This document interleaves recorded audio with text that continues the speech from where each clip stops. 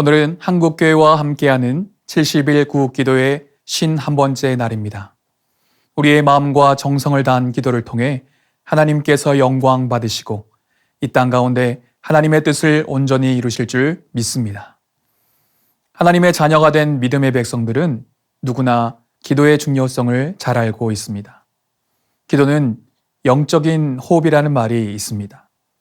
호흡하지 않으면 죽을 수밖에 없듯이 기도하지 않으면 우리의 영이 죽게 되어 있습니다. 그래서 오늘도 영적인 호흡, 즉 기도를 지속해야 합니다. 우리의 영혼이 살기 위해 기도해야 할 뿐만 아니라 우리가 속한 가정과 교회, 이 나라와 민족이 바로 서기 위해 기도해야 합니다. 영적으로 호흡한다는 것은 곧 하나님께로 돌아가 하나님의 뜻 안에 거하는 것을 이야기합니다. 이 땅에는 하나님을 떠난 영혼이 많습니다. 하나님의 뜻과는 반하는 정책들이 쏟아져 나오고 있고 죄악된 일들이 넘쳐나고 있습니다. 하나님을 떠난 영혼, 하나님을 떠난 공동체는 소망이 없습니다. 죄악을 향해 달려가면 어떤 나라나 민족도 멸망의 길로 나아갈 수밖에 없습니다. 이때 필요한 것이 바로 기도입니다. 하나님을 떠나 멸망의 길로 달려가고 있는 가정, 교회, 나라와 민족을 가슴에 끌어안고 간절히 기도하는 기도의 사람이 필요합니다.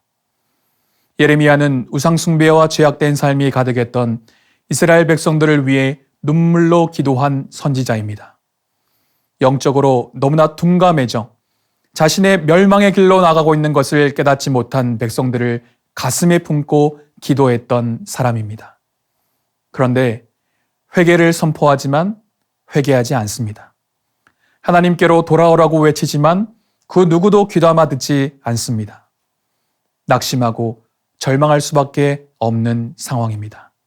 하지만 하나님은 기도의 사람 예레미야에게 소망의 메시지를 주십니다. 너희를 향한 나의 생각을 내가 아나니 평안이요 재앙이 아니니라. 너희에게 미래와 희망을 주는 것이니라. 아멘.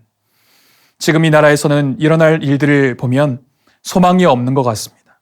수많은 사람들이 자신의 욕심과 정욕을 쫓아 살아가며 음란과 폭력이 가득하고 하나님의 말씀에 반하는 정책과 법이 제정되고 있습니다.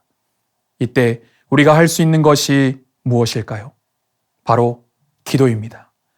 하나님은 오늘도 간절히 부르짖을 때 평안을 주시겠다고 말씀하십니다. 미래와 희망을 주시겠다고 말씀하십니다. 이 나라와 민족의 미래는 오직 하나님의 손에 있습니다. 오늘도 하나님의 손을 붙들고 기도하는 사람들을 통해 하나님은 이 땅을 회복시키실 것입니다. 세워져야 할 지도자를 세우실 것입니다. 하나님은 죄로 얼룩진 이 땅, 무너지고 쓰러진 이 땅을 가슴에 끌어안고 기도하는 사람들을 통해 오늘도 일하십니다. 기도의 호흡을 멈추지 맙시다. 지금도 살아 역사하시는 하나님께 간절히 기도함으로 내가 속한 공동체에 평안이 임하고 내가 속한 조국 대한민국의 희망의 문이 활짝 열리기를 간절히 소망합니다. 지금도 살아 역사하시는 하나님, 오직 하나님만이 이 땅의 소망임을 믿습니다. 아무리 죄악이 가득한 땅이라 할지라도 하나님의 은혜의 빛이 임하면 회복의 역사가 일어날 줄 믿습니다. 이 나라와 민족을 긍휼히 여겨주시고 죄악의 발걸음을 끊고 하나님께로 돌이키게 하여 주시옵소서.